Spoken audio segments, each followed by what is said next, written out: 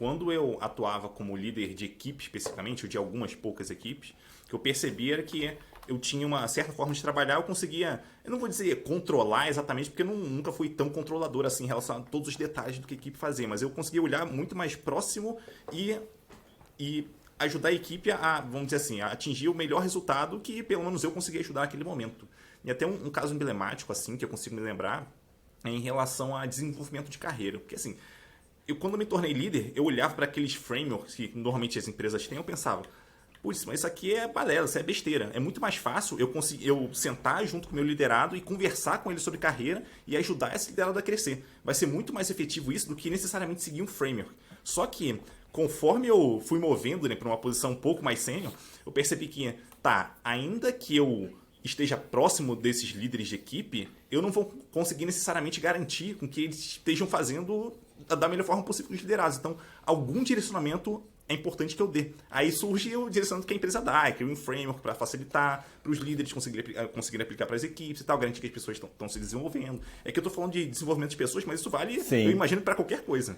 Não, eu acho super importante. É engraçado, você me lembrou agora um caso, quando eu entrei no PicPay em janeiro, uma das iniciativas que a gente já tinha em curso era exatamente mudar a trilha do desenvolvedor, né? Que os níveis e como é que uma pessoa, qual a expectativa de um cargo ou de outro, que está atrelada à performance também, né? Review de performance, como é que funciona, como é que não funciona, esse tipo de coisa. E aquela coisa, como gestor, eu cheguei, o trabalho já estava 75% pronto, então eu não queria também falar, para tudo, chegou um cara novo, então começa do zero.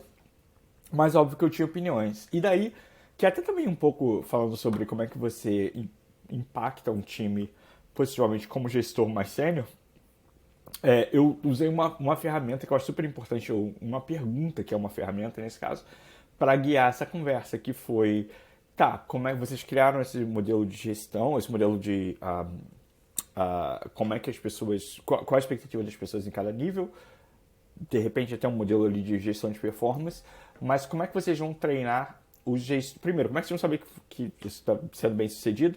E dois, como é que vocês vão treinar os gestores para isso? Porque para mim, até extrapolando um pouco no exemplo que você deu, um programa desse de trilha de desenvolvedor, seja lá como a gente quer chamar, o usuário mais importante, não necessariamente o stakeholder mais importante, né?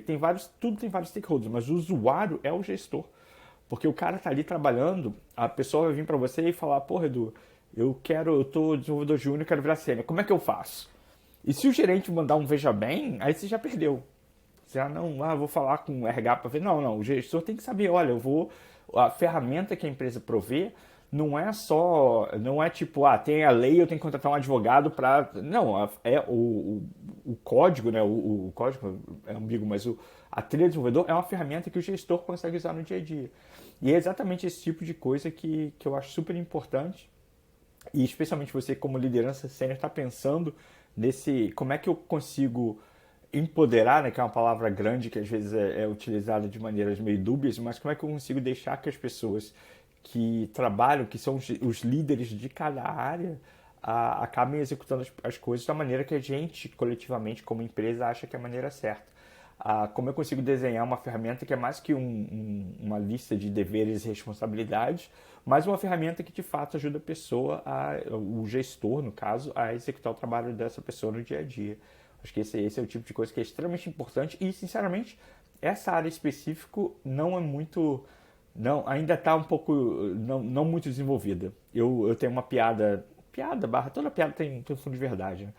Mas é aquela coisa que você compra 10 livros de engenharia de gestão de engenharia de software, né? Engineering Management, e são 10 livros sobre como fazer o one-on-one. E você chegar a um ponto onde você tem um livro ou uma literatura, uma indicação que te ajuda a fazer esse tipo de coisa, como é que você desenvolve...